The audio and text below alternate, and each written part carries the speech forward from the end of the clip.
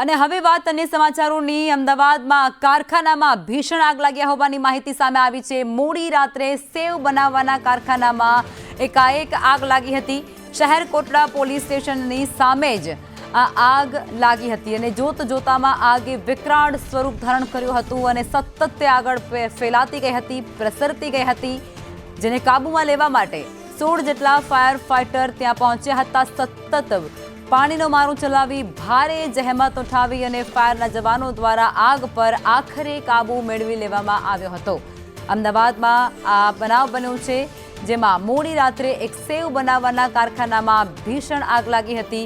કયા કારણોસર આ આગ લાગી છે તેને લઈ અને હજુ સુધી સત્તાવાર નિવેદન કે પછી કોઈ એવી વિગતો સામે નથી આવી, કારણ જાણવા નથી મળ્યું, પરંતુ આ આગ જે જોતજોતામાં વિકરાળ બની ગઈ હતી। ફાયર ફાઇટરોને જાણ થતાં જ તાત્કાલિક તેઓ ત્યાં પહોંચ્યા હતા।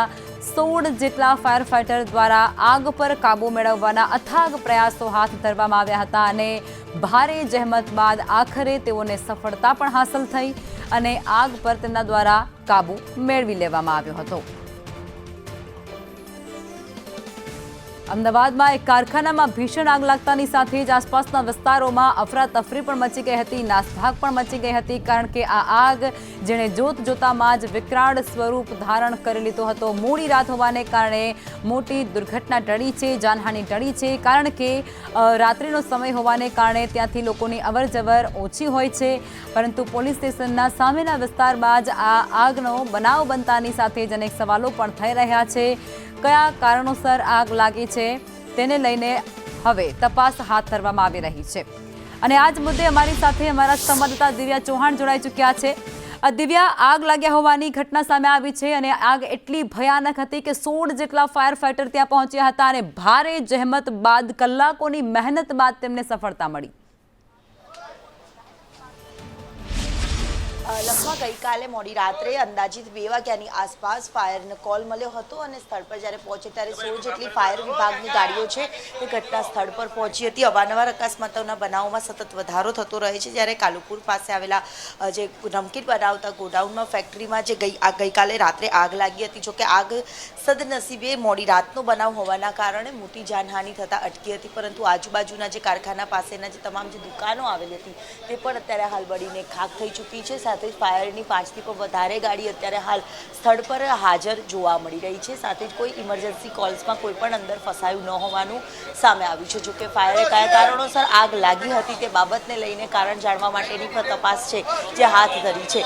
મહત્વનું છે કે ગઈકાલે રાત્રે આ પ્રકારે આગનો બનાવ બન્યો હતો અને આગના કારણે અફરાતફરીનો માહોલ મોડી રાત્રે સર્જાયો હતો। જોકે આગને લઈને અંદર હાલ મોડી રાતનો બનાવ હોવાના કારણે કોઈ મોટી દુર્ઘટના છે તે સર્જાઈ ન હતી, પરંતુ આગને લઈને હાલ કયા કારણોસર આગ લાગી હતી તે બાબતને લઈને તપાસ જે કરવામાં આવી હતી।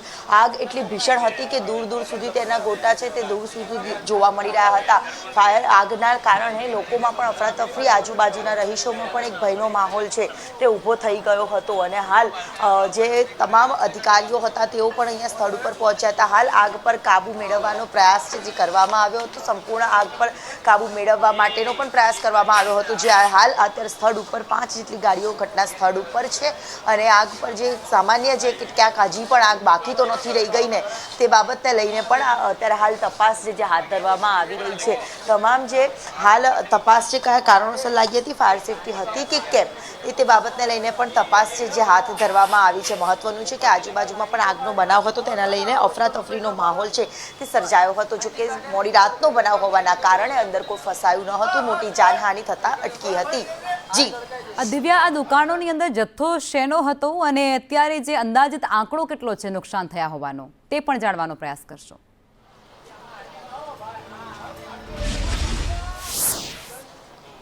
લખવા હાલ જે આ દ્રશ્ય આપ જોઈ શકો છો કે હાલ જે ગઈકાલે રાત્રે લાગેલી આગ હતી અને આગના કારણે અફરાતફરીનો માહોલ પણ સર્જાયો હતો અને ડરનો પણ માહોલ, એક લોકોમાં ભયનો માહોલ છે તે સર્જાયો હતો। દૂર દૂર સુધી લોકો અહીંયા આવ્યા હતા અને હાલ જે તમામ મોટા ભાગની જે દુકાનો હતી એ જ દુકાનો અહીંયા જે બળીને ખાખ થઈ ગયેલી નજરે છે તે પડી રહી છે। સાથે જ અહીંયા જે આગના બનાવના કારણે લોકોમાં પણ એક ડરનો માહોલ હતો તે જોવા મળ્યો હતો। કેટલા વાગ્યાની આસપાસ આ આગ લાગી હતી તમને ख्याल છે ખરા? કેટલીઓ સામાન અંદાજિત બળી ગયો હશે? तो अभी यहाँ मेरे को तो मालूम नहीं है। नहीं खबर नहीं। તમને ખબર કેટલી દુકાનો કે અહીંયા શું આવે? हम लोग तो खाली बस सो रहे थे, मालूम नहीं हम लोग को। કેટલી દુકાનો છે આજુબાજુમાં? ये तो 4 कारखाना है। 4 કારખાના. જી કેટલી દિવ્યા. દુકાનો આવેલી છે, કેટલો સામાન બળીને સેવના કારખાના છે અહીંયા, જે રમજાન મહિનામાં અમારે વપરાય છે સેવ, એ કારખાના છે અહીંયા. ઓછામાં ઓછા 5-6 કારખાના છે. આગ ક્યારે લાગી, કેતર લાગી, કોઈને અંદાજ નહોતો. જે આગ લાગી છે તે કેટલા વાગ્યાની આસપાસ લાગી તે ખબર નથી, પરંતુ જી. એક નહીં પરંતુ અનેક આવા કારખાનાઓ આવેલા હતા.